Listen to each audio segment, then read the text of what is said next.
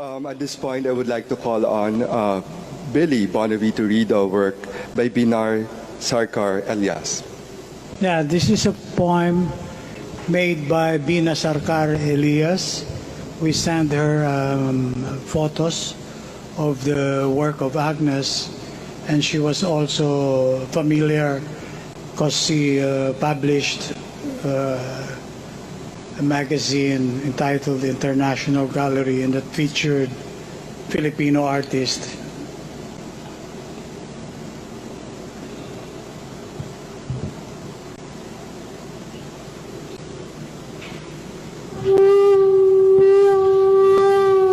In the warehouse of my bones.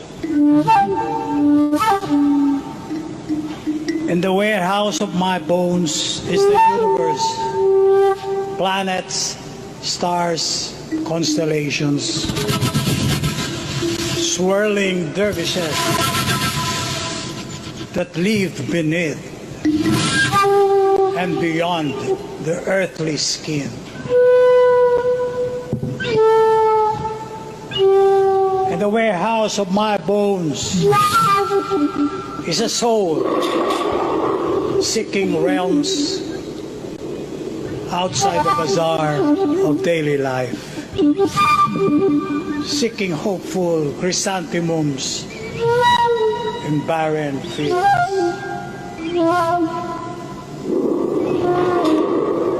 The warehouse of my bones is a song, a mystic melody of blackest and light. A symphony of temporal and infinite. In the warehouse of my bones is a sage who knows life is a mercurial river that runs dry, who knows the wings of transience will always fly. So hi, good afternoon and welcome to Ateneo Art Gallery, to our first online ArtSpeak. Thank you for joining us today, this afternoon, Thursday, July 9.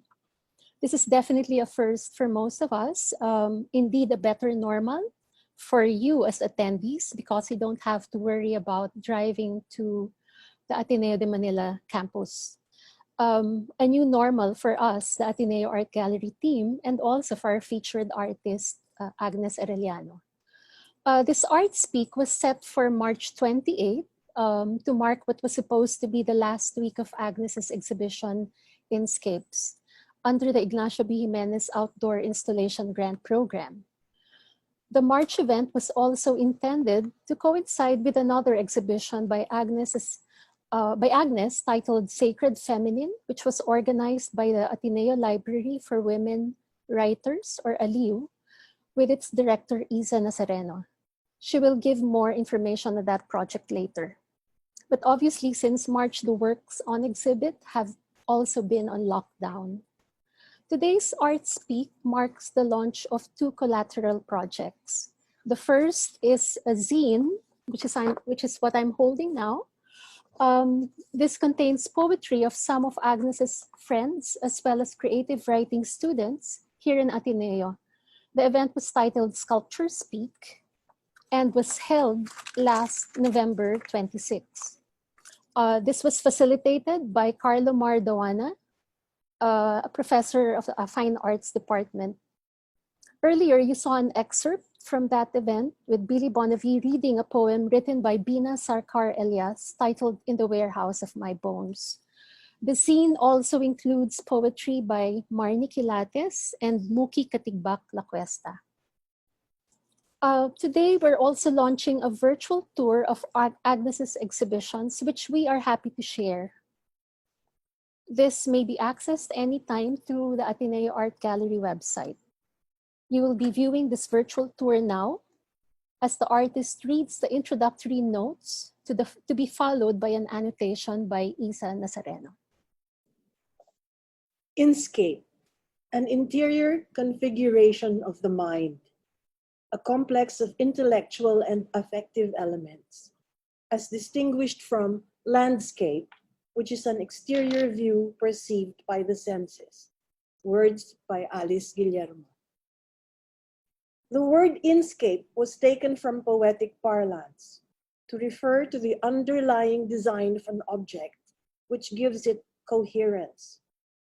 By fragmenting, overlapping, and joining words, an internal unity, the essence, is revealed.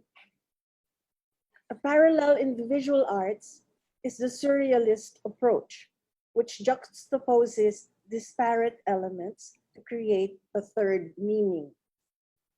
For me, Inscape is a spatial device that aims to change the way we are accustomed to viewing sculpture, which is a 360-degree circling around an object. In an inscape, one walks into the sculpture, surrounded by several diverse pieces on the floor, freestanding, on the walls, or hanging from the ceiling, or invisibly by sound. One gleans the underlying meaning of the installation. He gestalts it.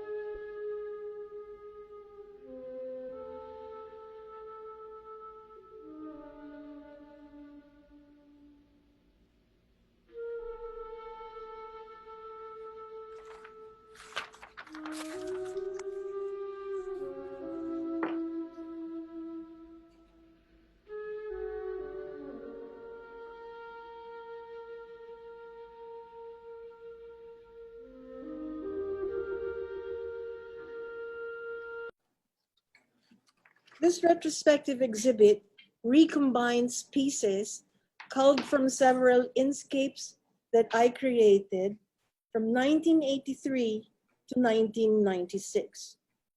I look back at 36 years of practice, retracing my life's journey through healing and illness, love and loss, from early motherhood to the midlife crisis.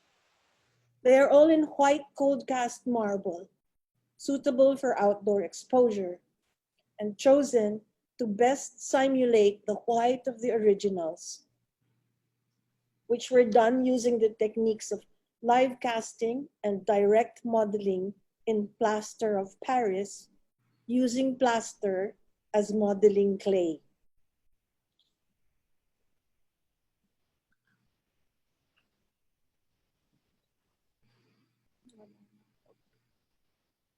Sorry. Many of the pieces are cast from my own body, a technique which has blurred the distinction between reality and art, as they are fantasy self-portraits done in specific points in my life as a psychological processing of my experience at the time. Dwelling on the themes of the sacred feminine, eros, and paradoxes of life and death, male and female, yabyum, yin and yang, I have drawn inspiration from comparative mythology, archaeology, psychology, shamanism, and other religious systems. In the Arete outdoor coves, these temple fragments can be viewed all together for the first time. One can walk through them in a Zen garden ambiance, free from walls and open to the sky.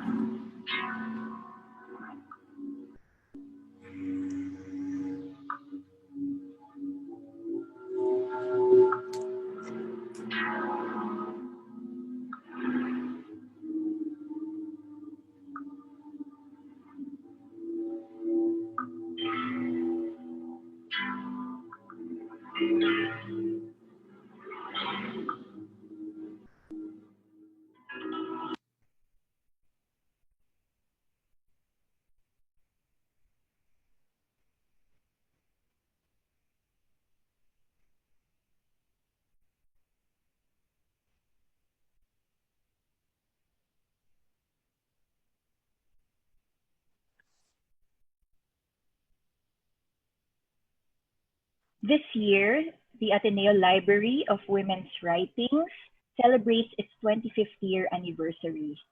Established to procure, preserve, and promote the contributions of Filipino women from all fields, the archival collections include materials from several notable women artists. The Natividad Galang Fajardo lectures and exhibits take place through the support provided by one of our benefactors, Mr. Ed Fajardo, in memory of his mother, Natividad. The endowment was established in 2001 to recognize women visual artists, with its first honoree being sculptor Julie Luch. This year, and also in celebration of Women's Month, it is fitting that the 15th honoree is another sculptor, Agnes Arellano. The archetype of sacred feminine, also the title of the exhibit, represents a core theme explored in her works. This special archival exhibit showcases stages from her notebooks, models, and maquettes from her studio, ordinarily unseen by the public. Some of these were realized in the sculptures shown earlier in Inscapes. This exhibit marks Agnes's inclusion in the roster of women with collections in the Ateneo Library of Women's Writings through her generous donation of materials that include notes, journals, and other documents of her work as artist. The collections are open to researchers who would like to know more about these notable women.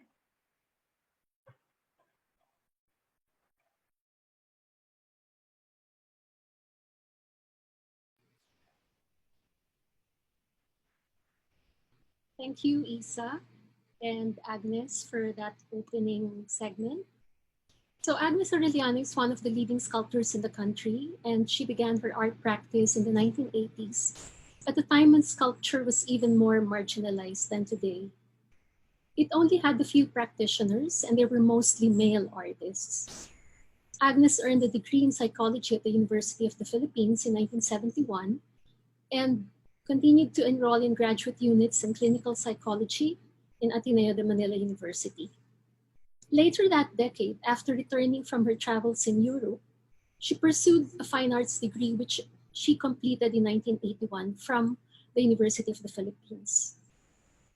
When we offered her the outdoor installation grant last year, I was very pleased that she decided to show the series of works she refers to as Inscapes.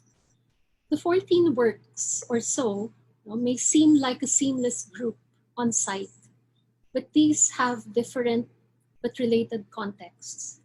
Today, she will be sharing the origins of some of these projects that span for almost 4 decades and turning points in her life as an artist, a woman, and a mother. So, Agnes, can we start your slide presentation?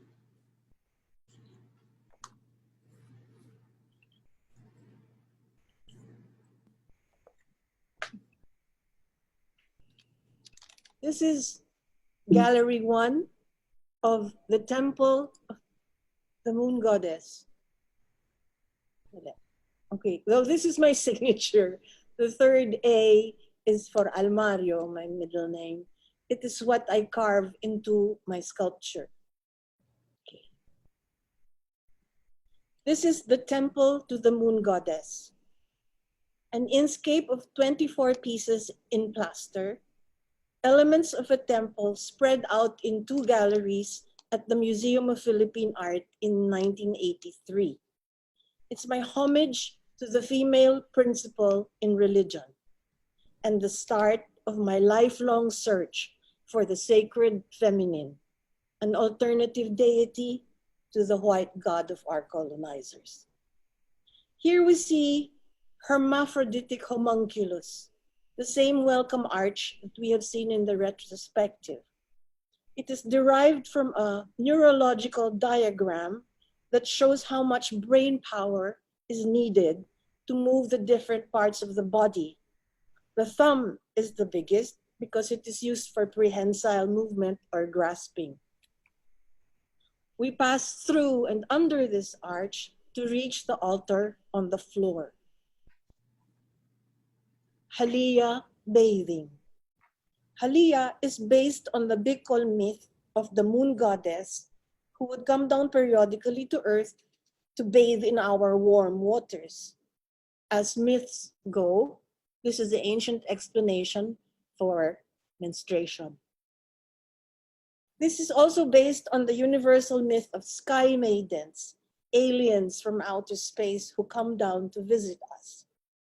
The story goes that Halia was spotted in the sacred stream by a local woodsman who discovered that her clothes were her vehicle to and from the moon. So first he hides her clothes, woos her, and wins her, and here she is back in the sacred stream, contemplating on the figure of the demigod inside her. Her bed of crushed marble is raked to simulate ripples in the water, as inspired by the dry gardens of Ryoanji in Kyoto. This is the casting of Halia. On the left, we can see the upper torso. I had pre-existing casts of the upper body. On top of this, I modeled the pregnant belly and part of the face using oil-based modeling clay or plasticine. This mound is varnished so that the next layer of plaster will not adhere to the clay. I then placed my hand on top of the mound to be cast again, as if she's feeling her belly. This is the process of live casting, a shortcut, much like photocopying. This is Gallery 2 of the Temple of the Moon Goddess. Flanking the white tray on the floor are a couple of unborn caryatids, inspired by Michelangelo's slaves, their bodies struggling to free themselves from the marble block. Further down are 4 hooded guardians, derived from Nuno sa Punso of Philippine folklore.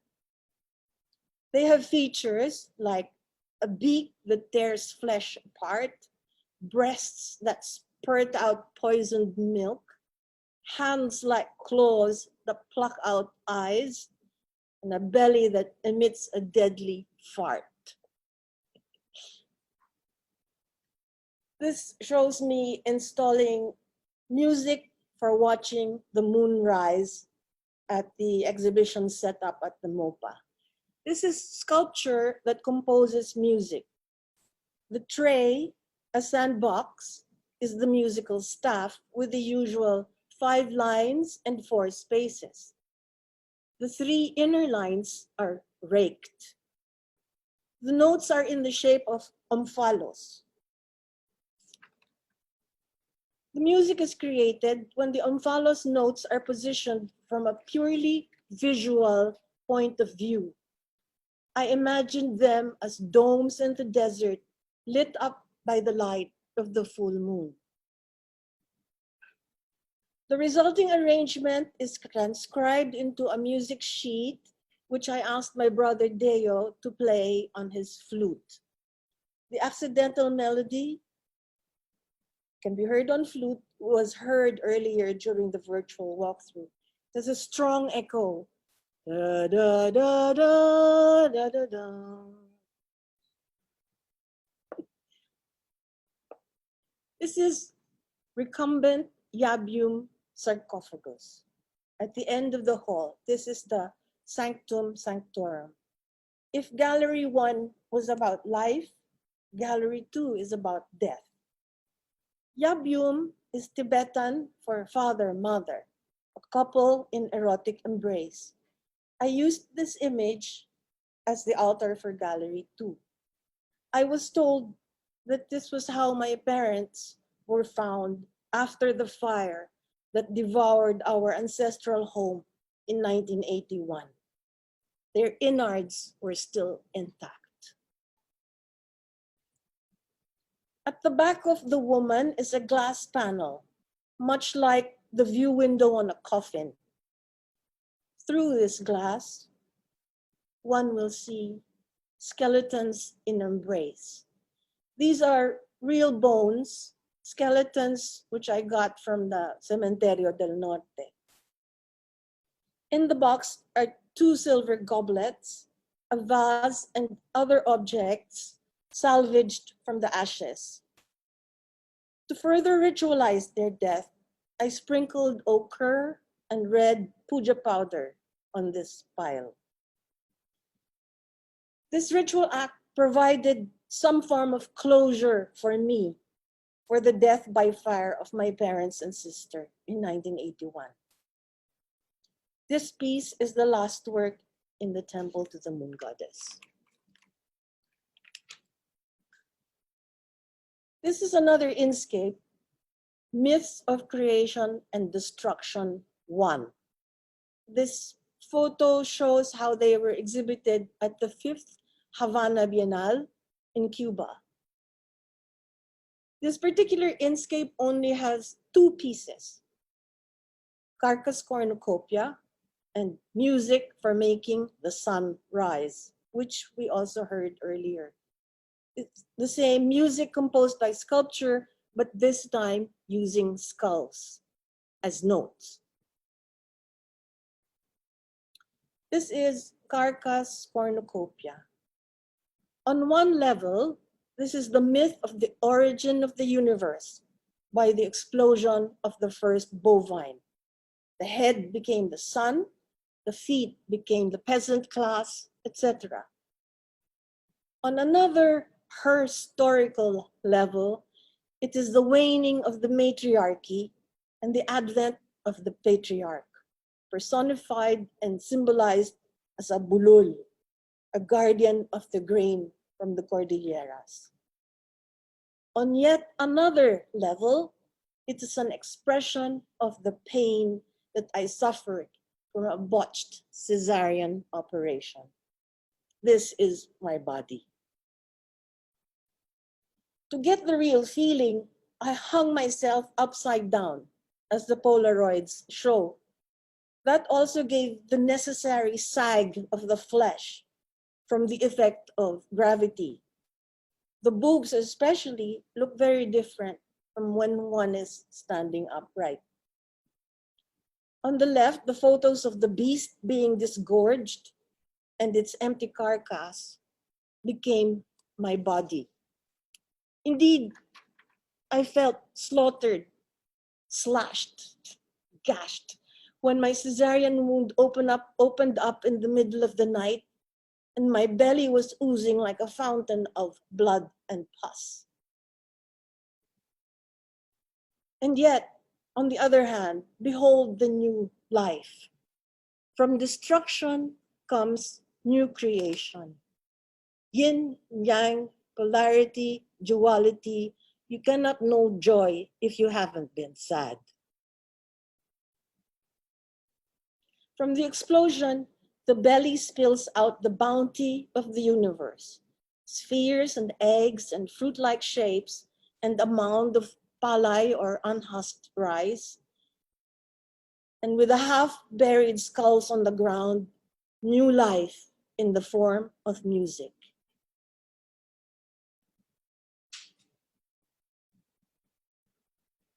This is the all-seeing eye of Shiva. We are about to enter the other side of Moon, the temple of the sun god, my homage to the male principle. Before the acolyte can enter the sun temple, he first has to pass through her. This portal is my distillation of the feminine. 2 giant clitoris shapes forming the sides of a Gothic arch. Further down, the walls are lined with Shiva masks, each one a cast of a horseshoe crab with a very realistic human eye in its center. Not far behind is the angel of death. To reach these doors, one has to pass between 2 columns of bronze bullets. each weighing 250 kilos of bronze. They are giant Armalite bullets.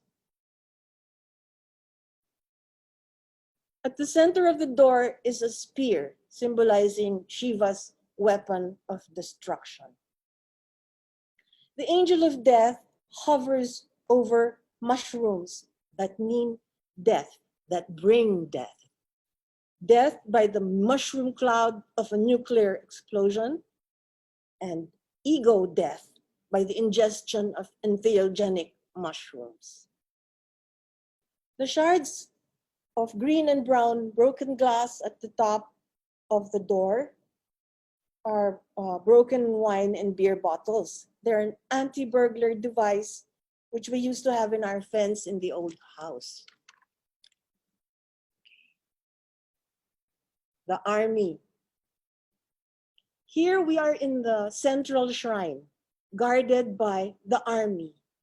2 columns of 7 pairs of phallic worshippers. At the far end is an altar. Here we can see the double-sided altar. You can also see a lust-crazed worshipper and 2 white circles on the wall.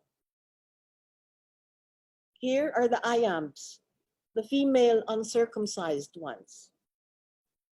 At their back is an obelisk of skulls, which is also present in the retrospective show. It is another monument to death and destruction.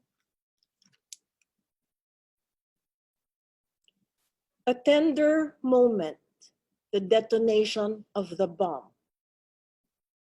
On the front, here the left, is a mituna or loving couple in the act of creation.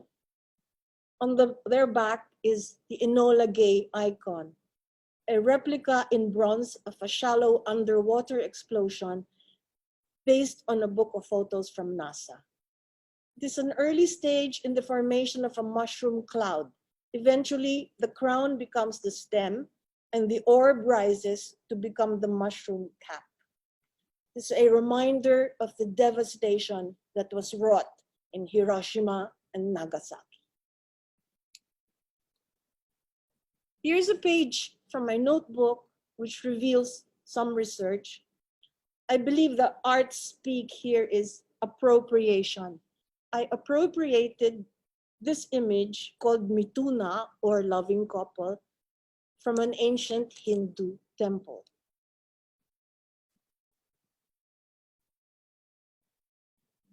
This may look like a page from the Zen teaching about the search for an ox, but it is really actually a direct imprint from our living room wall eroded by the fire in 1981.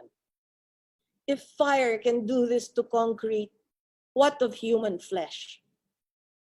It's a very painful remembrance of the fire that consumed my parents and my sister Sita's.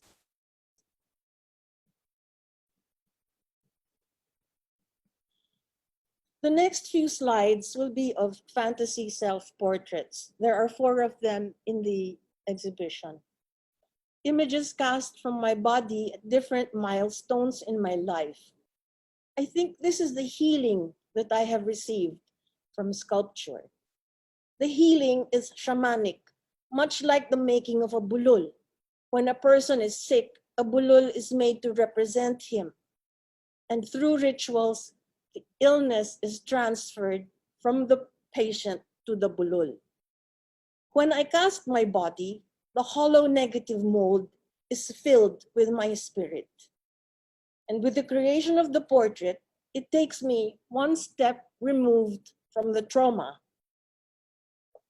Okay, this is the triple goddess relief found at the top of the doorway in the temple to the moon goddess that leads to the sarcophagus.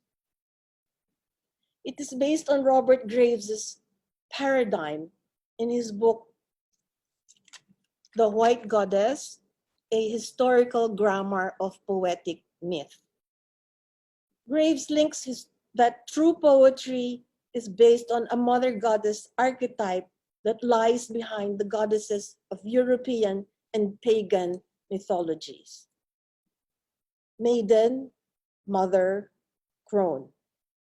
I used the mold of my face to make 3 faces of plasticine, and I remodeled them to show midlife and old age.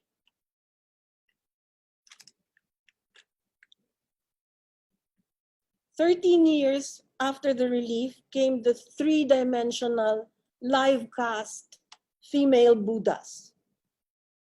It was many years after the Buddha's death that there were Buddhist nuns, and when it was acknowledged that women can also attain Buddhahood. Meet Vesta, Dea, and Lola, ang tatlong Budang ina. This was commissioned for a show at the Asia Society in New York in 1996.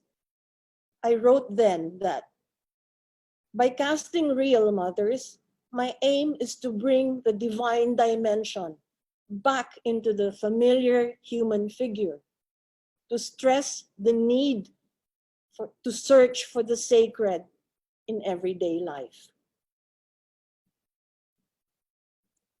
Dea is my fantasy self-portrait at middle age. The number of mummeries refers to my 3 stepchildren and my own daughter. The cobra guards my cesarean scar, but also refers to the Muchi Linda. Dea's wings are clipped. She can no longer fly. At this point in life, after devoting oneself to husband and home, I asked myself, is there still a me? Hope lies in the skin that is molting. I will metamorphose into another self.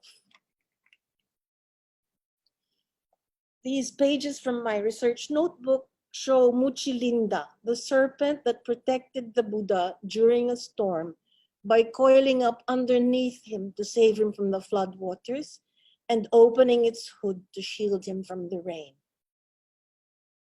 Also on the right page, a sketch of Gloria, the cobra that I took care of while making this piece. So another page from a notebook showing sources for the multi-breasted goddesses, Diana of Ephesus here, Mayawel from Mexico, and our very own Mibuyan are the sources. This is Eshu, another fantasy self-portrait. Eshu is Lord of the Crossroads in Cuban Santeria, the mediator between men and gods. Thus, he needed to retain the habits of alcohol and tobacco to be able to be on the same plane, same astral plane as humans. Eshu holds a trident to scoop up man's garbage. This is my body as Eshu, lying on a bed of volcanic cinder and surrounded by bubuli or garden lizards. In real life, I was quitting alcohol, hence the downturned bottle of wine. The cigar is a connection to Havana. On the other side, the trident has a heart that sprouts new life. It's made from a cast of the heart of a pig, which is the closest we can get to the size of a human heart. This is the live casting of Eshu. 2 friends plus an assistant are casting me with strips of gypsona. It is gauze that is impregnated with plaster. When you dip it in water, the plaster is activated and then laid in layers on the skin until a substantial thickness is achieved. It's the same material used for binding a broken arm, for example. My right hand is actually holding an empty bottle of Bordeaux, and my left hand is holding a rattan stick, which will eventually become Eshu's trident. Eshu was my last self-portrait, and she lies with Dea,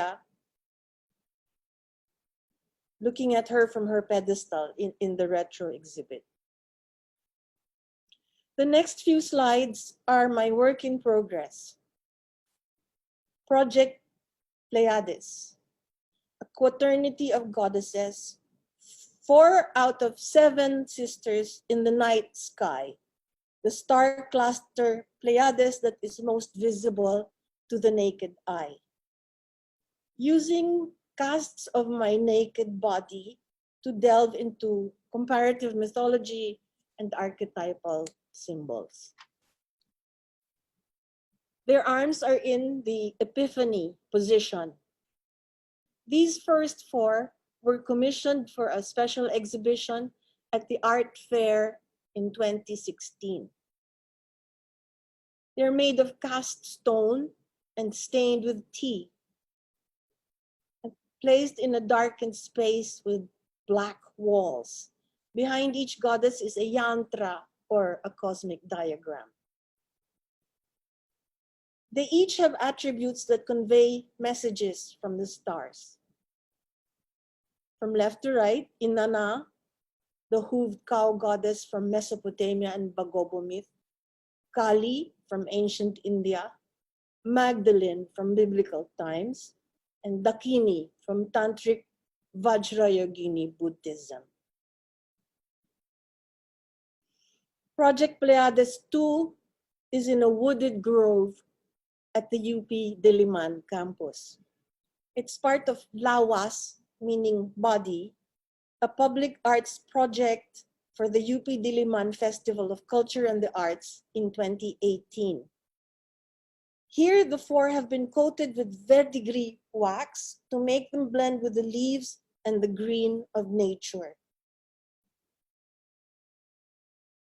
Kali, Hindu goddess of time, death, and destruction, holds a Kalinga axe and the head of a poet, which is the head of my partner, Billy.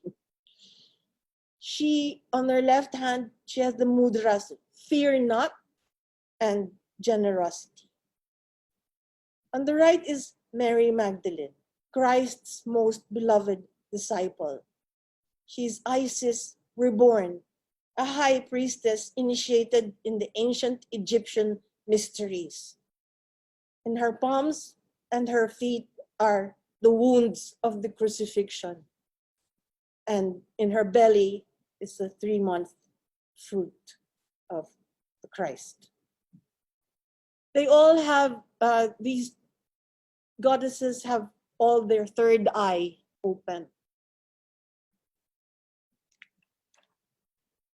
This is Dakini, Vajrayana. She's the female embodiment of enlightenment. On the right is Inanna, goddess of the underworld who feeds all the unborn children. I gave her the horns of a tamarau, which is also one of our advocacies to conserve the tamarau. This is the quaternity of goddesses at night. They have just descended from the sky, each with a message for us, earthlings. Project Pleiades hopes to reawaken the sacred feminine in all of us, to help us recall ancient values of nurturing, inclusivity, generosity, compassion, and caring. There is only one goddess, and she has many forms. In ancient Egypt, the word for temple was home. Here at the Arete, the temple remnants found a home. Thank you, Agnes. Thank you for that very engaging, enlightening presentation. The other day when we were having the tech meeting, Isa and I were saying that how much we loved listening to the stories, how you were telling the background story for each of the work. And they were very engaging and passionate. And all the more now we understand how personal these works are, no? You also seemed like a seasoned Zoom presenter already. So we can do another one. Okay, so earlier I gave a brief overview of your educational background. And could you share with us some of the people who enriched your practice and helped you in finding the direction you have taken in your on your practice, no? So your mentors, if you will. When I think of mentor, I immediately think of Bobby Chabet, Mm-hmm. who was my professor at the University of the Philippines Fine Arts, College of Fine Arts. He would make us think out of the box. The first person I encountered who fit that description out of the box. Mm-hmm. Another mentor was Alice Guillermo, who was my teacher in Oriental art. She turned us on to Zen flesh, Zen bones, and all of this Oriental mysticism. Okay. Another person I would look for and look up to when I needed inspiration was Pepito Bosch, the eccentric from Pasay. There are other sources, but for example, Carl Andre was a great influence on me in terms of you putting an altar on the floor, which Right. people actually step on. Because when I wasn't an artist yet, but when I did visit the Stedelijk Museum in Amsterdam, Mm-hmm. there was a booth that showed Carl Andre, equivalent 8. There was nothing. I thought maybe it's on loan to some other museum in Europe. Uh-huh. When I looked at the floor, there were 8 piles. There was a pile of industrial bricks. Mm-hmm. 8 of this way and 8 that way. And I thought, boy, is this art? I think this guy is fooling me. So I walked towards the other pieces on the exhibit. And looking back, I was still saying, is this art? And I stumbled. I nearly fell on the floor and laid out before me on that is a huge installation of magnesium tiles, also by the same artist, Carla Andre. And that never left my mind. Yeah, it makes sense because the way you would design or develop a project, no? It's not just about occupying a wall space or just the floor. It's really a holistic approach to experiencing the work. No? So would you like to go on with your other mentors or influences? Of course, the fire was a very big thing. Mm-hmm. Yeah. And my psychology degree helped to process the trauma from that. There were travels. My partner Billy and I have taken pilgrimages to different sacred spots all over the world. And there's also the raking that I used for the music and Halia were direct appropriation from the Ryoanji garden, the dry garden in Kyoto. In Eastern mysticism, I was a hippie in the 60s. And that was the first time I got introduced to the ancient Chinese Book of Changes, or the I Ching, by the late poetess Betsy Romualdez Francia. Yeah, more or less. Before we go on with the conversation, I'd like to remind the attendees you can participate by sending your questions in the Q&A box of the Zoom window. So we will be reading your questions later. No? Isa, would you like to ask your question? My questions. Yes. So first of all, thank you to Boots and the Ateneo Art Gallery for having Leo join this activity, and to Agnes for sharing so much. So yeah, even if I heard some of the things you already said, kanina, it's still was very profound, I think.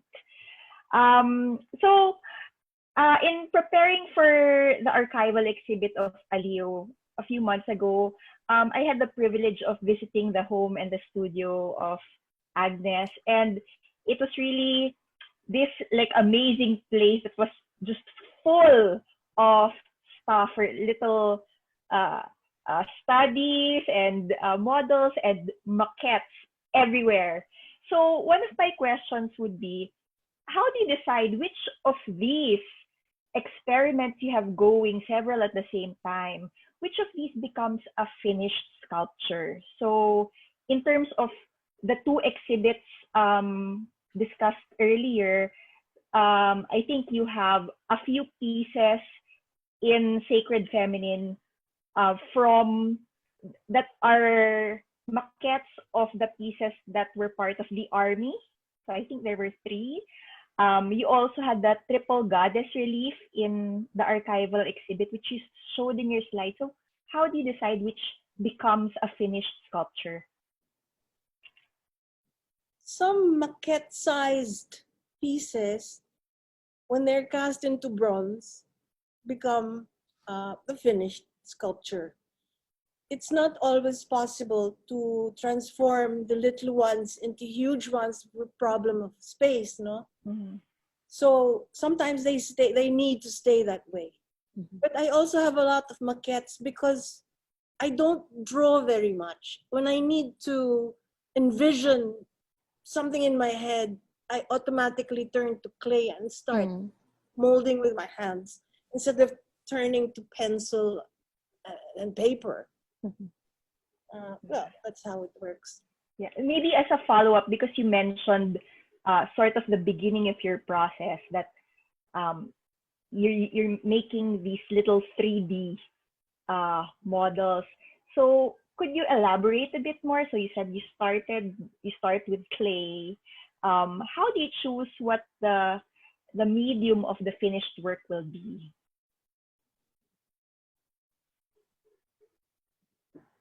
In the beginning, the medium of the finished work was always plaster of Paris because I used that as clay. In the beginning, I wasn't even using clay except for plasticine, which is the oil-based clay.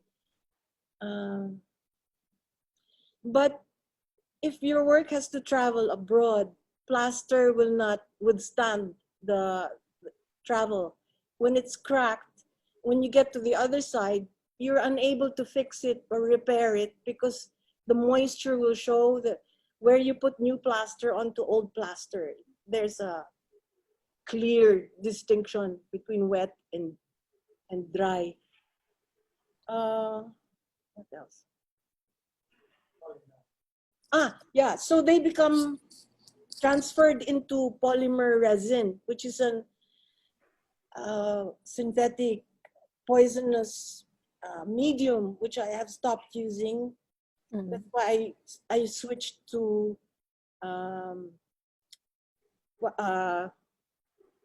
cast stone, which is also as supposed to be, if you cure it properly, can be used as a building material, construction material for outdoors. Yeah, that's it. The bullets, the giant Armalite bullets, were just enlarged from actual Armalite bullets. It was raining bullets in the house during a coup at the time, and I was telling my daughter, "No, don't play under the skylight, Nishka, don't play under the skylight." And we saw these bullets outside and on our roof, and that's when the whole vision came to me, that how big the bullet was in my life, how life-threatening it was. Maybe we should clarify some points that Agnes mentioned. Raining bullets. This was during this would be late 80s, right?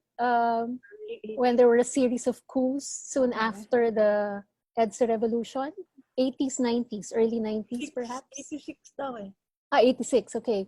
So it was soon after. It was during the EDSA revolution. But there were other coups after. Yes, after. Right. And because Agnes's house is actually somewhere in Blue Ridge, which is very near Camp Aguinaldo, no? Yeah. Sige, siguro in relation to what Isa asked, no? Why are you drawn more to plaster as a medium than to other materials like wood or metal? What are the qualities and modes of working with that medium that are consistent with your subject or your ideas? Wood you carve. Yes. There is an extension from the mind to the Mhm. hand to the tool. Mhm. But when you work with clay or plaster as clay, it's direct. I'm a very tactile person. If I need to see that a work is finished or if it is smooth enough, I actually close my eyes and I feel it. That is my gauge. My hands are my measure for whether a work is refined or not. Mhm. Did I answer the question? Yeah. And you did mention Abueva was also one of your mentors in terms of training you in sculpture making, no?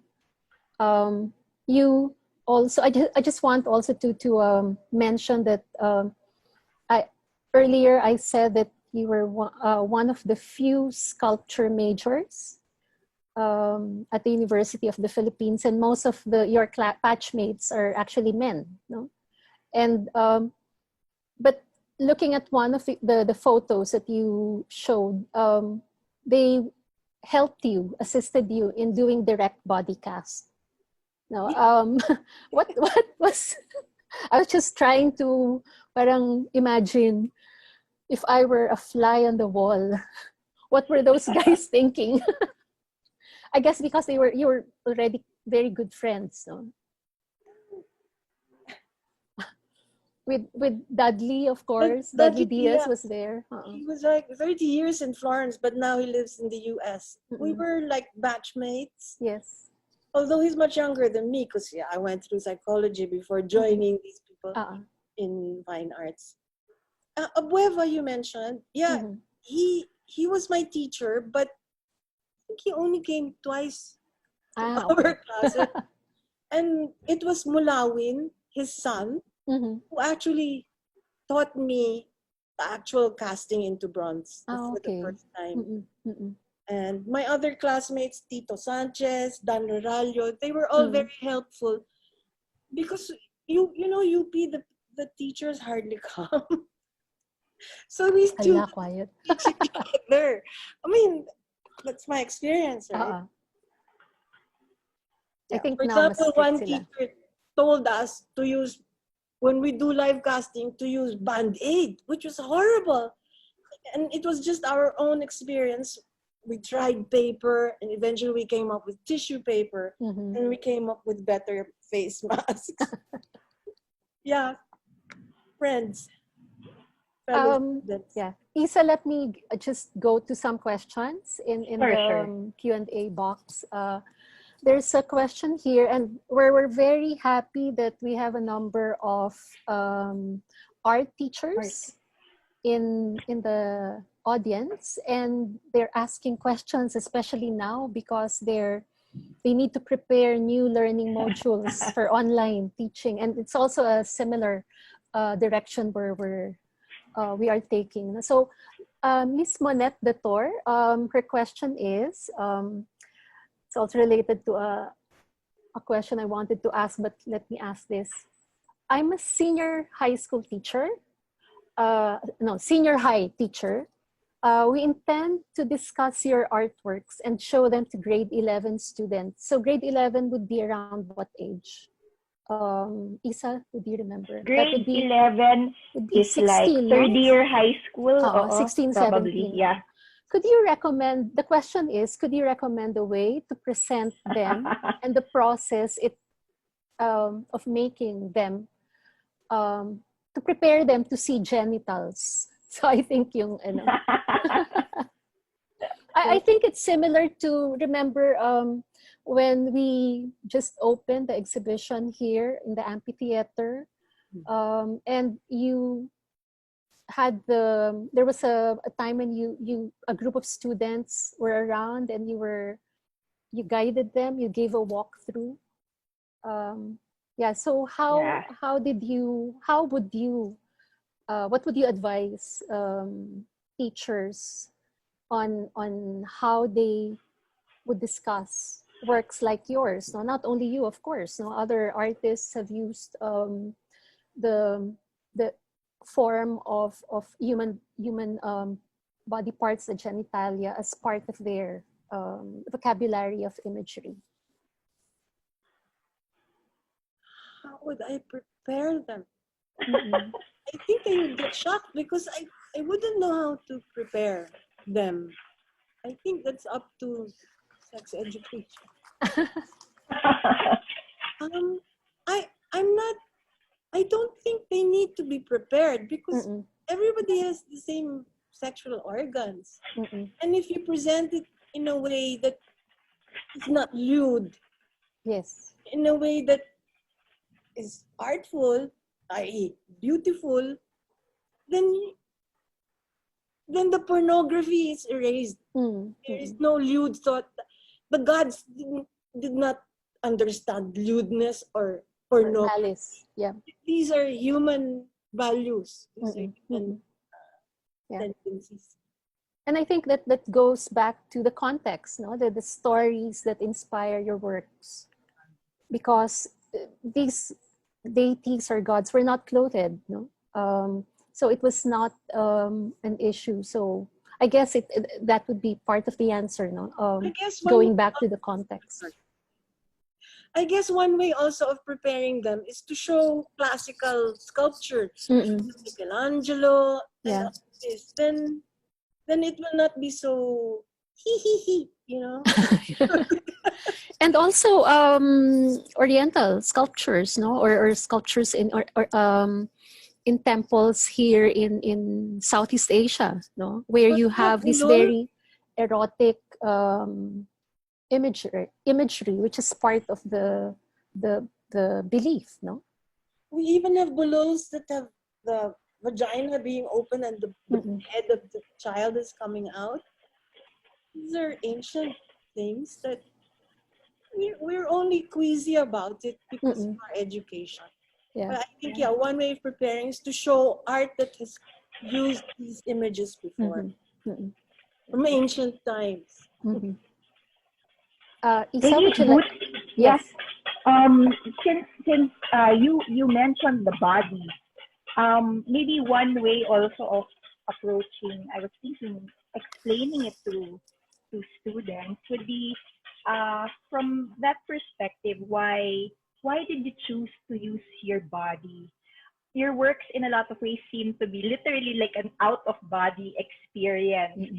So was it a form of catharsis also? And I was wondering, what do you see when you look at your own artworks? Is there a distance that you experience when you look at it, or is there that still that sense of immediacy that you relate to certain experiences?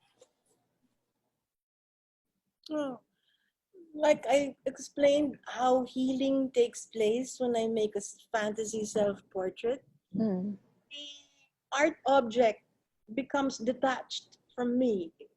It stops being me. Although I know it was me, I'm like one step away from it. And well, I don't feel that the passion anymore. The passion comes with the making of it and the conceptualization. But once it's there, not It's me. released. Yeah, It's I'm out there not now. embarrassed about people looking at my vagina on issue, for example. Okay. Sige. Here's another question. A comment first, no, from Dre Bye Bye. Very inspiring narratives. I was amazed with the idea of awakening the inner feminine in all of us. Can this be performed in dance or performance art? I don't know exactly what he was referring to. And then he goes on by saying, also another concept that struck me was the floor installation that produces sound. I personally quoted it as from visual to auditory. Are there other methods that a single art form for example, architecture, can be produced into other forms like dance, theater, music? One of my works not featured in the retrospective is called Bosch and the Hollow Men, which was a Mhm. tribute to the Tito Bosch and Hieronymus Bosch, the anti-cleric painter in the 16th century. Mhm. Yeah. That was made into a dance with Denise Reyes Mm. choreographing it. Maybe I can show it. Yes, Yeah. he used the actual figures on stage alongside with dancers who were wearing all white. And eventually the dancers started moving, differentiating them from the still and unmoving sculpture. Yeah, it was a bit difficult to recreate on stage, but I think Denisa succeeded quite well. The collaboration into dance. Yeah. Well, in relation to that I'd like to note also that you are, of course, a very musical person. You come from a musical family. Um, you sing. No, your daughter is a singer, uh, and play the ano nga, ukulele. And you're a regular participant in the Malasimbo Art and Music Festival. No? So, and you've done art installations for with them, no, in the past. Yep. Okay. Sige. Let's go to the next question. Mel Gadi writes. Sorry. Yes. You want to add? Hi to Mel. Okay. So you know her, him, her. What was your hardest challenge as a sculptress? Pero I think sculptor is fine, no? Kasi generic. What was your hardest challenge that you went through? Maybe it was making my father's portrait after he died. Because I remember when he was alive, I'd hold his face in my hands. I wanted to do a sculpture way before. So I'd feel the jaw, chin. And when he died, I needed to make this. So I would do it, and then I couldn't see. I really couldn't see. And I realized it was because of the tears. So it helped me at the same time. It was the most difficult piece I think I ever did. I was rewarded when the architect, national artist Lindy Locsin commented that, because he knew my father. They were Yes. both in I remember your father when I was telling him, I was asking him to be the president of the United Architects. He went really pensive like this. And that was how the sculpture appealed to him. I think, yeah, that was probably the most difficult in terms of emotional. Yeah. But in In terms of as a practice. the casting upside down of cornucopia was very, very difficult. But in terms of how do you call it? You're engaging with the audience or with the art community and art market. Were there challenges? Any, or you just had to deal with it? In the beginning, it was difficult. I remember at the Museum of Philippine Art when we opened,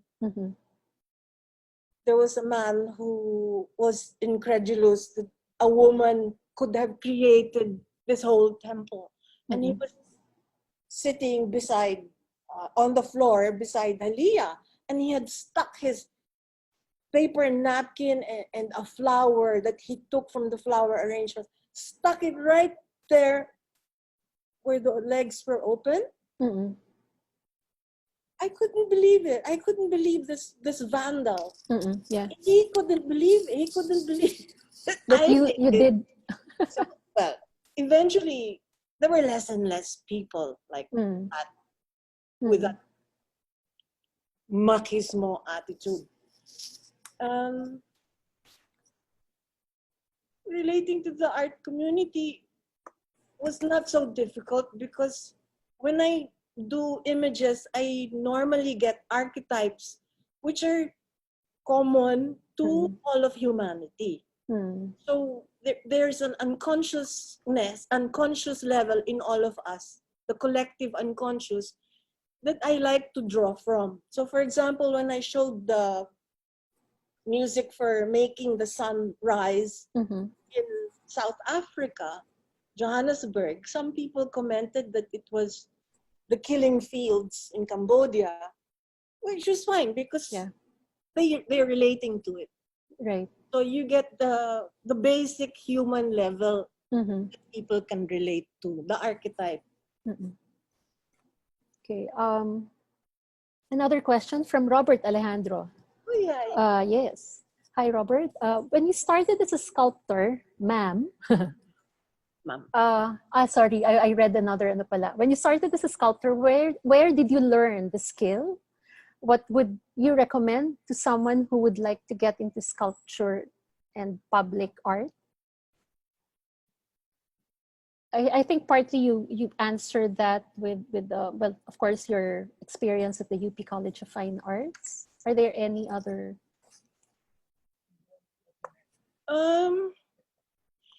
As a child, I was already making little dolls out of yarn, and Oh, really? Oh, I didn't know that. Good to know. And bunnies out of old socks, used socks. So it was really you're really a very tactile person, no? Yeah. Talagang that's how you that's your mode I of was a nail biter, and my father would show me the small replica of Venus de Milo. Yep. He would tell me, you know why her arm is cut? Because she's biting and biting her nails. So yeah, it's normal for someone with a fixation here.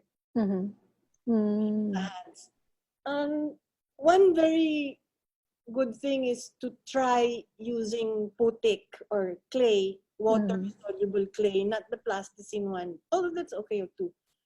Because even now, some psychologists have been using that to eliminate writer's block, for example. Or I once had some seminars with mother-daughter pairs, and we would immediately just get hold of the clay and see whatever comes out is important. It doesn't have to be art. Yeah. It's whatever you do with your hand. It's a way of starting. You don't right away copy the face of somebody. You know? You have to feel how you like it, how it goes with your hand, how when you press it gives an indentation. Yeah. And since Robert Alejandro asked that question, I would say that it's similar to how you would do your doodles, how natural it seemed for you to do that. Okay, another, let me just, would like to ask you. Okay, so from Daisy Joy Guevara, I'm amazed by your artworks, ma'am, siya yung nag-ma'am. Thank you for sharing all these, but I would like to ask, what piece of art that symbolizes your healing? Which of the works do you think really symbolizes that healing process for you?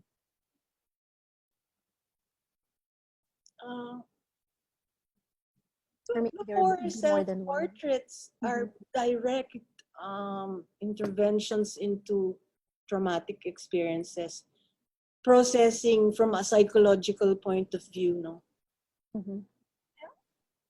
There's another inscape that wasn't featured here, which is Fire and Death ritual, which my brother and I did together.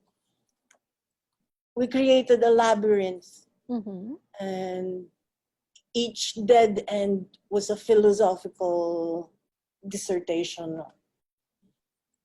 Together, we were able to process the guilt and the sadness, the grief that we felt from my house and our parents burning down. Because both your parents died in that fire, plus together with your sister, no? This is an older sister? Yes, she's the middle sibling between Ani Karandang and me. Was Titas, Felicitas. When she was married, she was Reyes, Felicitas. I'm just browsing through your book. This is your father's portrait, no? Yeah. Okay. A question from our dear friend, my former teacher, Diana Ongpin. Can you tell us, nasa na, nawala na. Dea. Sorry, nawala. Ayun. Can you tell us how and when? This is the same question that I was thinking of asking. Can you tell us how and when your art started to become infused with Hindu and Buddhist iconography? How and when? Or what? Was it? How early did you start being drawn to? From the Moon Goddess, we already had something Hindu there, didn't we? Yeah. But this is partly because having been exposed to Oriental mysticism, which began with the I Ching, the Oracle of Changes, and then led on to Zen, Care of Alice, Zen Flesh, Zen Bones. And then as hippies, we also tried going into Krishna, although they were not encouraging the women to join.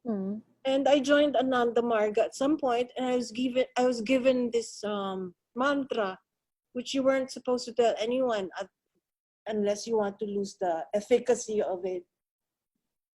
That's in the 60s. Before I was doing art, I was already searching for an alternative deity. I was feeling oppressed as a female in this society by a church which had relegated Magdalene into a whore when she was actually initiated in the ancient mysteries of Egypt. Things like this, I would constantly feel being downgraded because I'm a female, I'm a woman, girl. Eastern Hindu. Does that answer something? Yeah, I think it does. No? And I think it also relates to one comment we were talking about during the tech meeting. Would you consider yourself as a feminist? Maybe you can answer that later, or would you like to say something? Let me just go through another question. Wait, I can't. This is actually this is a question from a comment and question from Maricel Montero, Mamu, of Museo Pambata. By the way, Museo Pambata used to be the Museum of Philippine Art. So the space, those rooms, those galleries that Agnes walked us through, those are actually rooms in what used to be Museum of Philippine Art, which is now Museo Pambata. So I love the sacred feminine, and I learned so much from you. Beautiful stories. Are there any goddesses that you want to do? Other goddesses that are still in the works you want to develop? There are 3 more goddesses missing from the Pleiades project. So the way it works is they come to me. The image comes to me. I don't really search for it anymore. I think it's when somebody asks me if there's a way to solve the problems in the country, I sort of just gave up and said, I think the answer will come from the stars. So in a similar way, the idea comes to me when it's time. and then I execute it. So it's like a message. Yeah. I guess maybe I need to do something for Corona. It will come. Corona or something. There are 3 more that will come. Why do you say 3 more? Because there are 7 sisters in Pleiades. Okay. In the star cluster there. Oh, right. It's about it's them. the constellation. The 7 sisters came down to Earth, and Halia got left behind. Mm. So in Malasimbo, I had three heads with protuberances that indicate that they're aliens from outer space coming down. There were three of, I have Halia on the floor. flat side of the hill, and on the reclining part coming down are three figures with the protuberances. That's when I first thought, the sisters are coming back for Halia. So Okay. in Pleiades, the myth goes that when Halia's daughter finds her clothes, they both go up to the moon.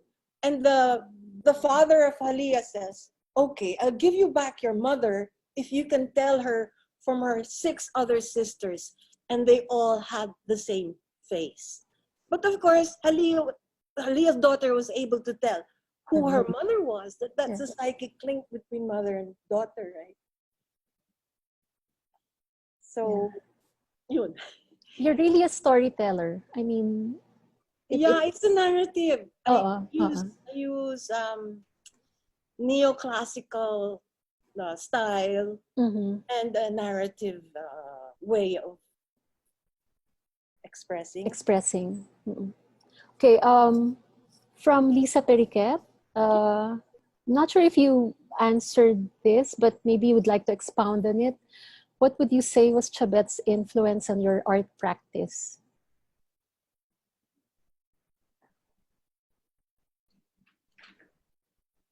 He, by saying thinking out of the box,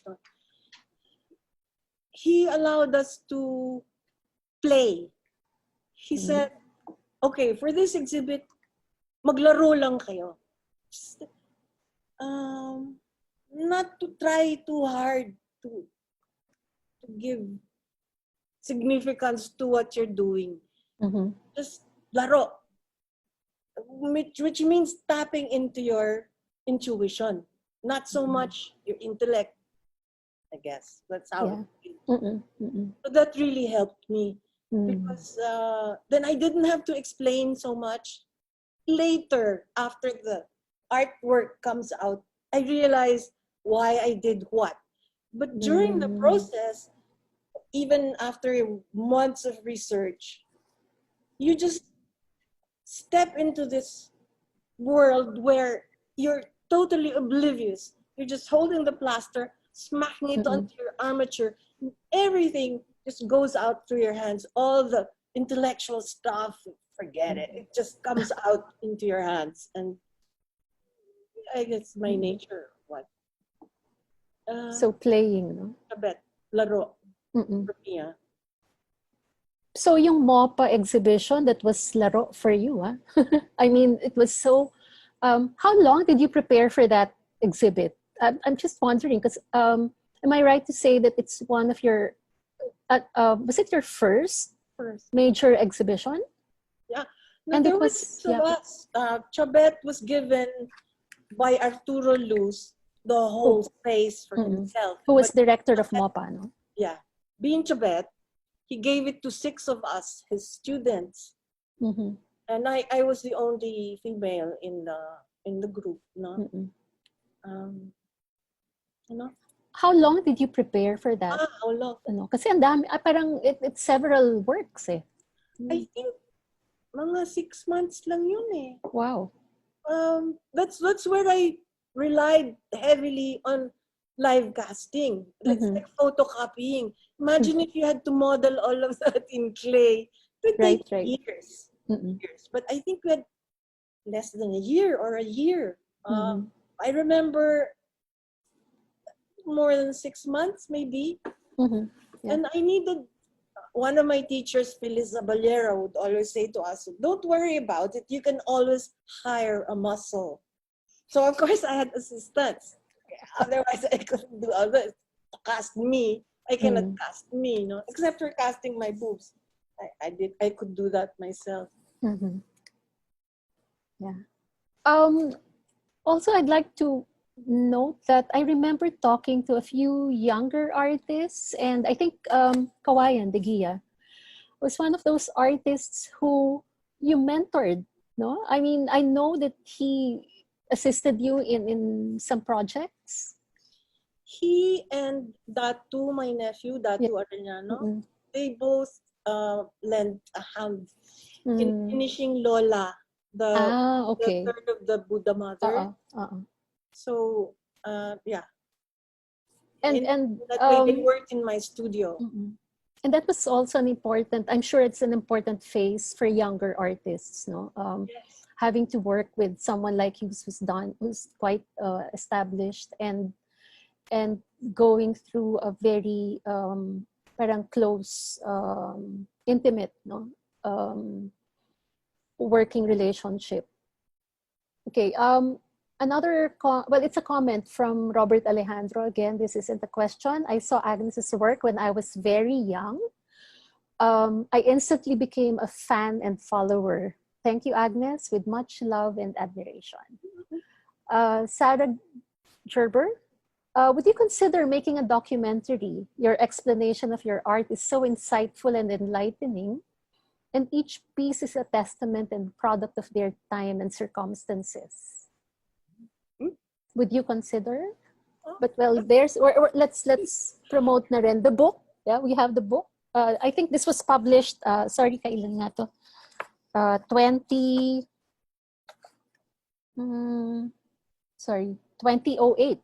No, 12 years na pala to. And this actually comes with a CD of the sound that accompanies some of the works. Okay.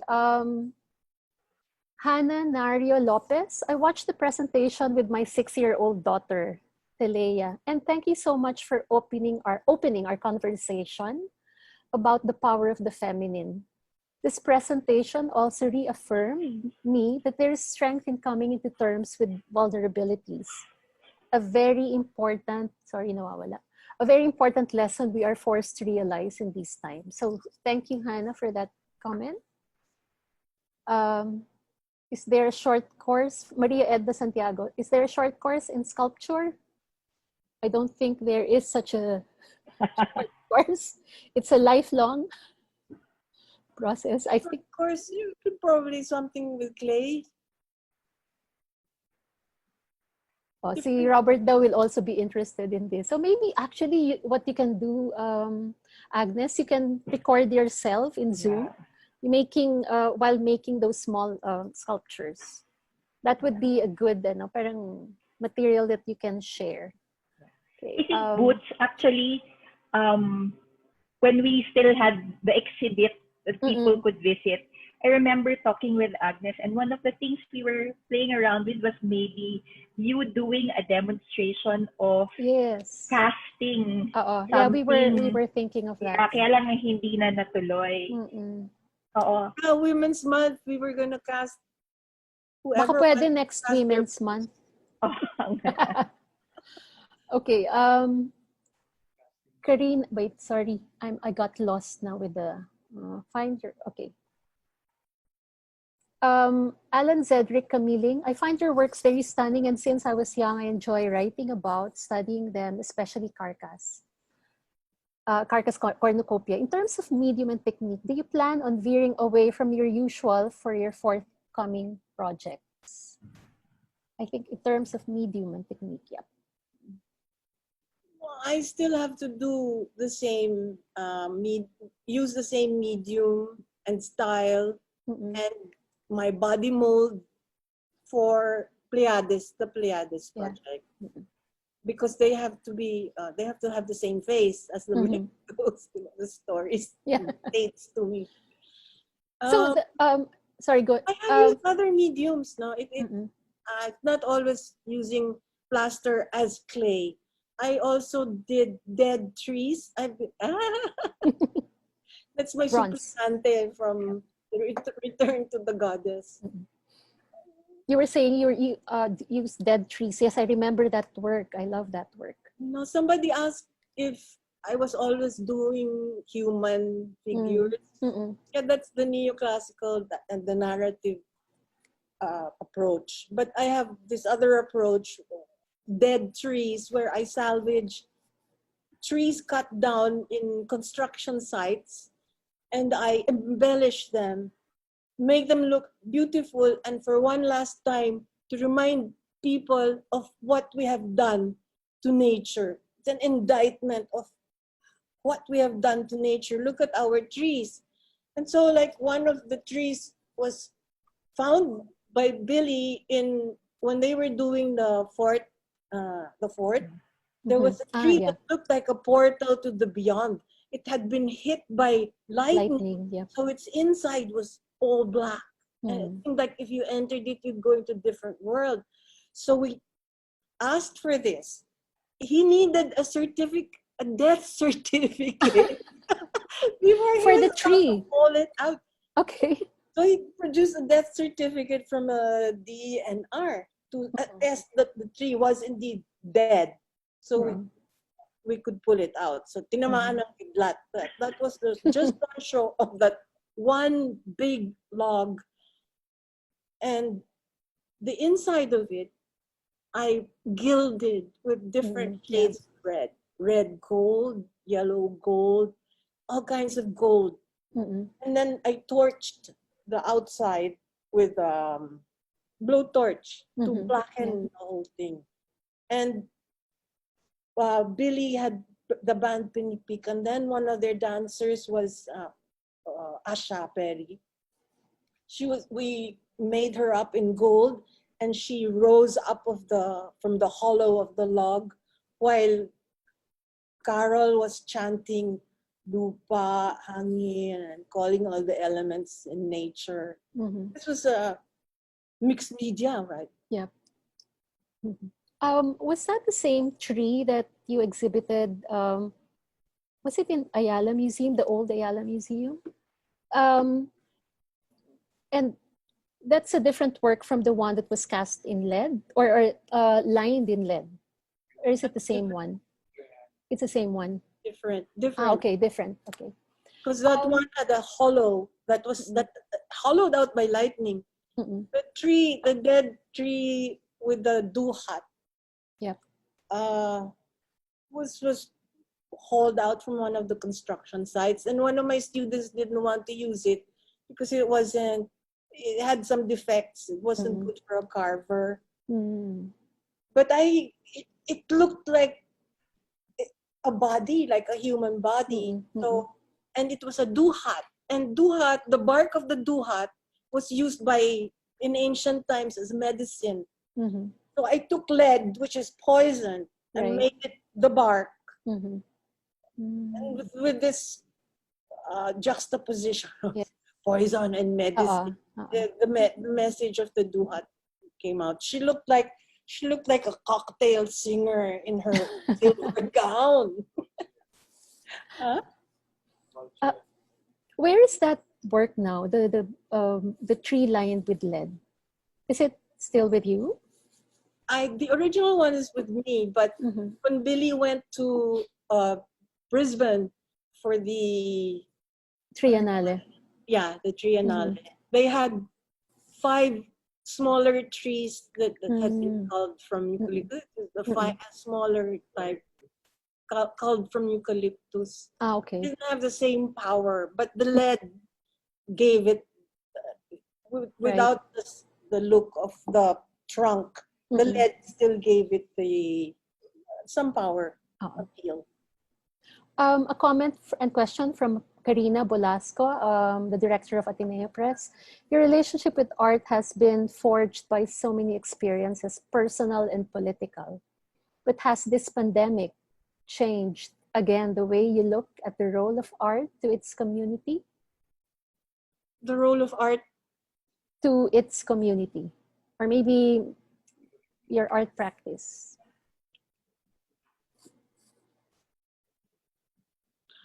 I think maybe whatever message I get about the lockdown will come out with the next Goddess Pleiades project. I haven't really put my thoughts together. I'm still locked down in this lockdown. Well, Sige, the normal, I really don't know what that's going to be. No definite answer yet. No, this technology definitely will. I will have to brush up on computer work. We'll help you. Don't worry. We can help you do that video. Karina also made a comment thanking us. It's a precious new way of experiencing art. While I miss the physical energy, the intimacy of this personalized tour of decades of amazing art by the artist herself is a fantastic way of engaging with art. And Agnes' stories, though not new, are so intimately told that they now acquire a new register. So thank you for that, Karina. Monette Dator, again, thank you for answering my previous question. And then another question, of all your artworks in the exhibit, which one would you identify as your most challenging to complete and why? Among the works that are on exhibit here. Yeah, it was from the mere hanging down of my body. It would So have it's been carcass Carcass, yep. and the pain, there was so much pain that Mm. needed to be expressed Yeah. in that work. Mm-mm. Yeah, so that's the one. And you did mention that part of the process preparing for that work, you had to visit slaughterhouses, or at least a slaughterhouse. Is that right? Just photos. Just photos. Okay. Just to show the disgorgement. Mm-mm. From Jasper De Leon, he's the art coordinator for the senior high.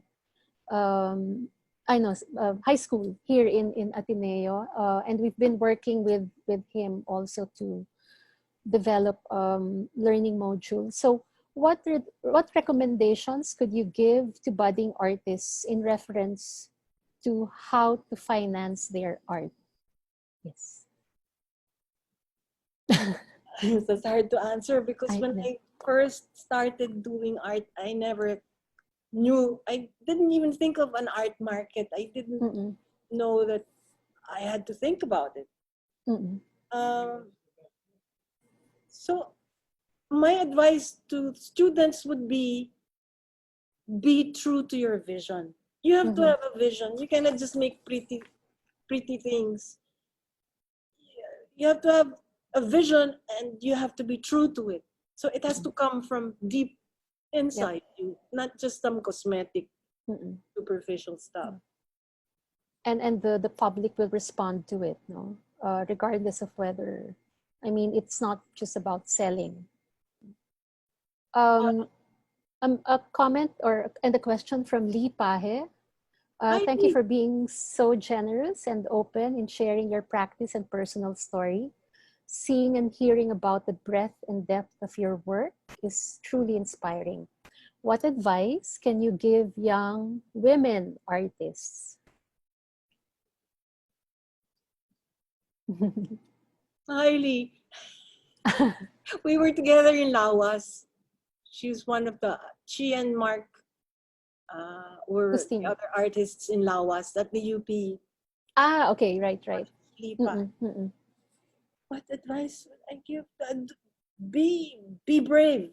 Don't be intimidated when Mhm, people try to put you down just because you're a woman. mhm. There's power. There's equal power, except in the Yeah, different form. and use it, no? Yeah, you just have to remain undaunted. Mm-mm. Did you experience any discrimination when you were starting as an artist, as a woman at that? Do you remember? Well, apart from that man putting Mm-mm. paper napkin on my groin. No, but as a child, I Mm-mm. was already 4 when my name became changed to Dea, just because my brother was born. He was born and they called him Deo Gracia. Theo. Thanks be to God, we can now stop having children because we have a boy.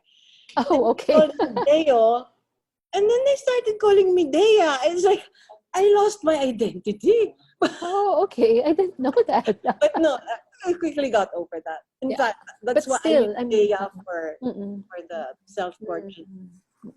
Um, discrimination, no, maybe oppression. There was one time I was going to the grotto in Pinaglabanan. Mhm. to offer flowers to the Virgin, and the priest stopped me and my friend. That was very cruel. And I thought, I don't like that. That's part of my experiences. Anyway. It had to be a priest. Okay. From Thea Bersa Santos is asking, where is the book available? Well, you can actually the Agnes's book, we do have copies here in Ateneo Art Gallery. If you want, you can send us an email, or you can check artbooks.ph. They also have they do have copies of your book, no, Agnes? Sila Ringo. Okay, Mel. A comment from Mel Gadi. Sculpture involves some engineering because you work in 3 dimensions. How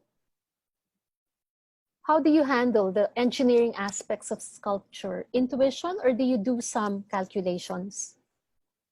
I'm very bad at numbers, so I don't calculate. Yeah, intuition. It's like, for example, hanging upside down. How would you exhibit it without, how would you exhibit it except to employ rope or, so with this I used, deliberately got slaughterhouse hooks, which added the effect of meat. And then the Pleiades project, it was simple enough to put just steel underneath and a steel plate, which was heavy enough to hold the goddesses up. Yeah. It's common sense. I didn't have. I think it's more intuitive, intuitive in your on your part. No, I remember we had to do some problem solving when we were figuring out how thick the wood should be for the carcass cornucopia, or also when we mounted the same work at the CCP in 2012, which had to be hanged from the ceiling. Yeah, I remember. Okay. Sorry. Father Jason is here. Hi, Father. Thank you for sharing with us your creative practice that explores the various Oriental spiritualities in making sense of our life situations. I wonder how the goddesses you have met in your journey inform your life right now during this pandemic. Do you have also a sense in terms of the role of spirituality in the new normal brought about by the said pandemic? I guess it's also a way of asking, how are you coping with this, with the pandemic? You know, has the spirituality that you've developed as a person, as an artist, helped you cope with it? My partner and I do Tai Chi, which is a form of moving meditation. It's physical, but also spiritual, because you're actually meditating. No? So that's how we're coping with this pandemic. In terms of spirituality, for example, among the Pleiades, there's Kali. No, instead of tongue, I gave her fangs to keep reminding of us that the bloodthirstiness.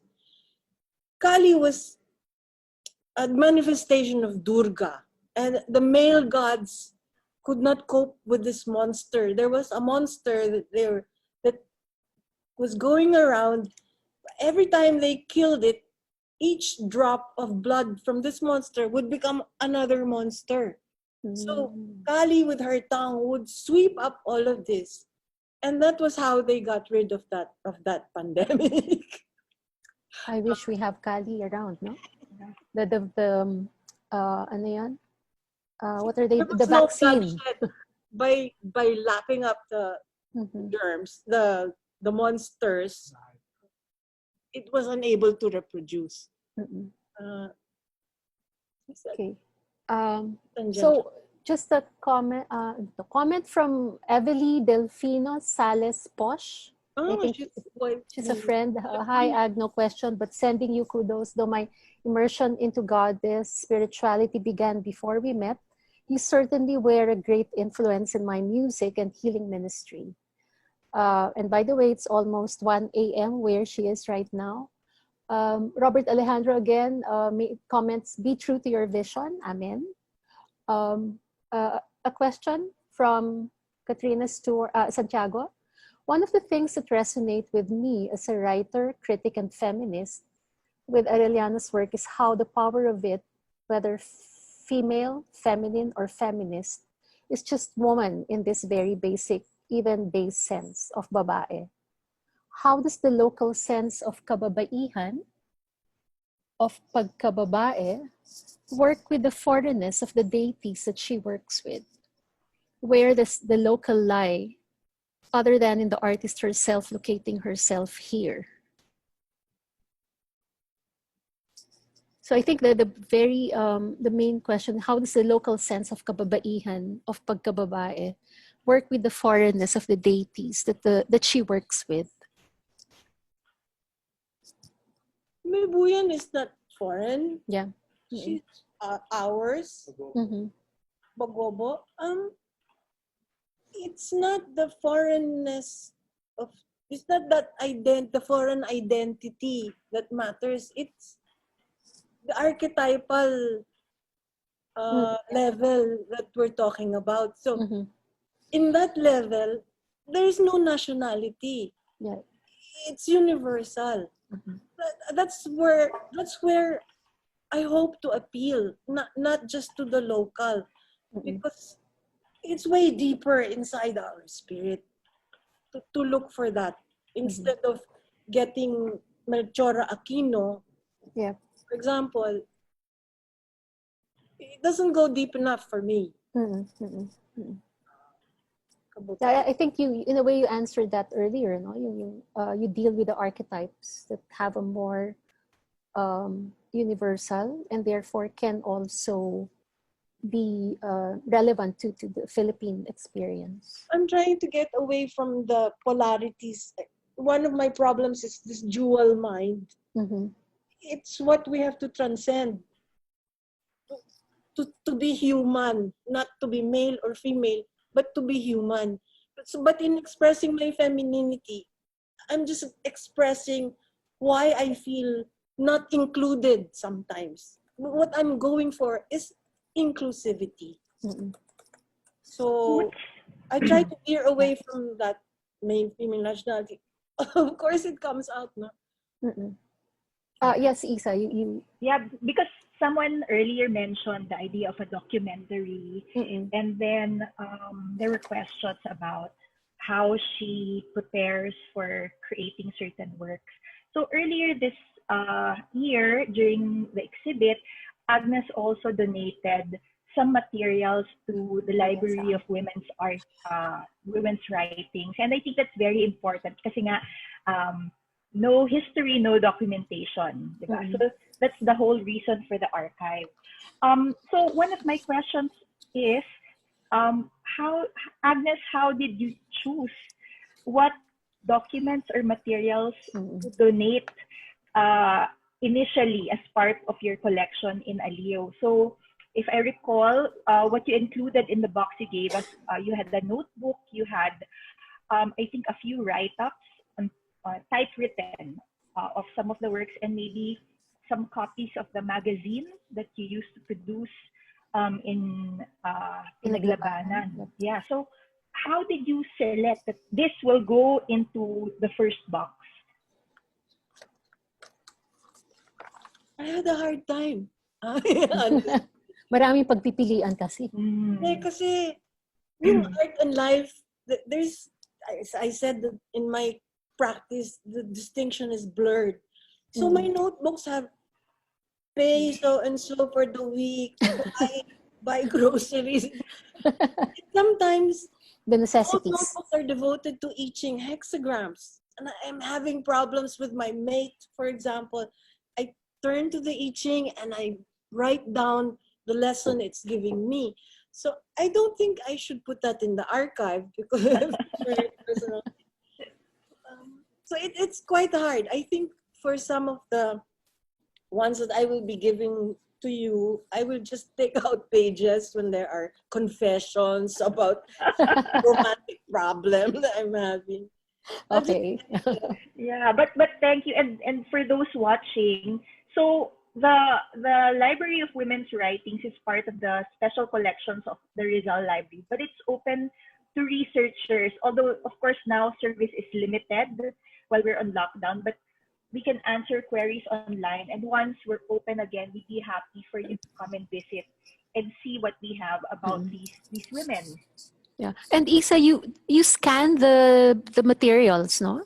Yes. Oh, so that could be we can, accessed eventually. yes, we can digitize them. And in fact, I think because of this documentation, it's been very helpful in retrospective exhibits. For instance, just recently, like you had that organized that exhibit with Aussie, and then this one later this year also with the CCP with Imelda Kahit and Yeah. Kaya. And so these become resources that can Yes. be accessed for those kinds of activities.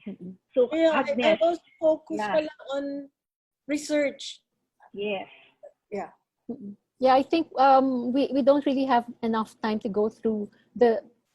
I can tell how interesting it would be to go through the notes, Yeah. your notebooks, no. Di bali na yung ano, yung mga grocery list. Yeah.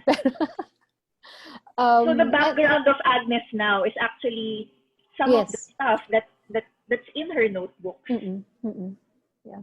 So I think well it's 4:01.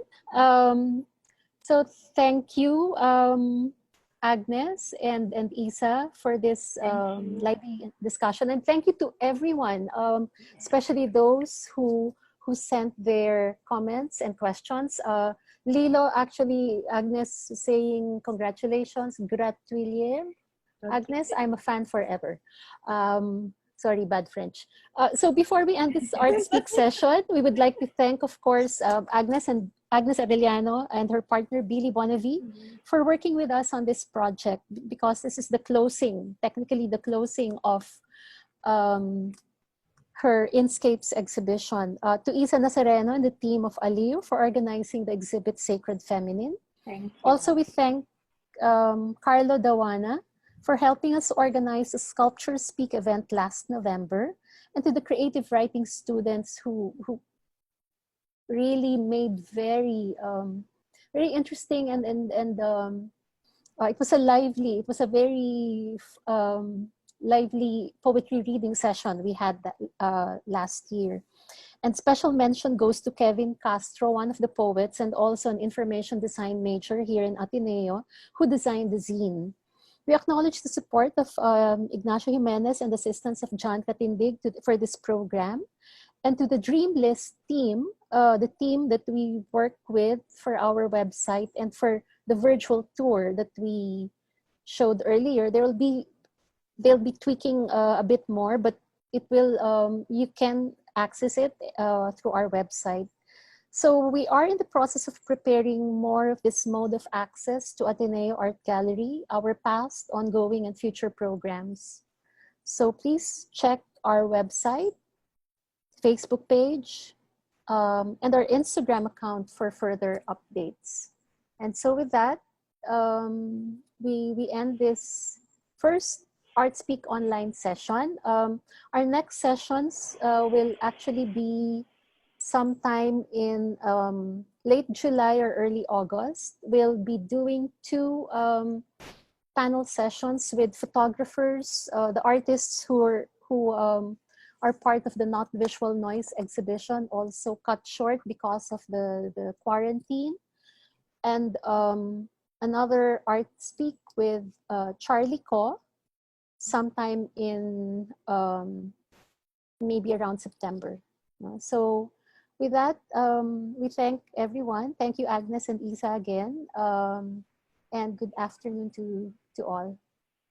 We hope to see you again in our next ArtSpeak. Bye. Thanks, Agnes. Bye. Ganun daw. Clap. Thanks.